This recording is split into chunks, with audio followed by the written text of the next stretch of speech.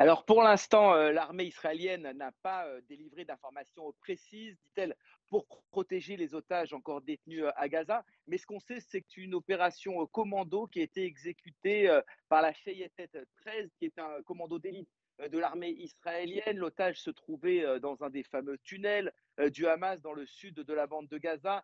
Il a été extrait, de ce tunnel et conduit immédiatement vers le territoire israélien par hélicoptère. Il se retrouverait en bonne santé. Il a été conduit directement vers l'hôpital Soroka dans le sud du pays. Alors cet otage, vous le disiez, c'était un bédouin de nationalité israélienne de 52 ans, père de 11 enfants, et c'était un des gardiens d'un des kibboutz attaqués lors des massacres du 7 octobre. Il avait été enlevé à cette occasion et conduit donc dans la bande de Gaza. Il figurait au nombre des otages qu'Israël tente de libérer par la négociation, mais également, on l'a vu aujourd'hui, par des opérations commando. Et d'ailleurs, aujourd'hui, eh bien, le chef de l'armée israélienne a indiqué qu'il espérait que l'armée israélienne soit capable de conduire encore d'autres opérations de ce type, des opérations qui sont bien sûr rendues possibles par les renseignements qu'Israël parvient à connecter dans la bande de Gaza, à la fois par le biais de collaborateurs palestiniens, certains même sont infiltrés au sein du Hamas, ou bien par le biais d'anciens otages qui ont été libérés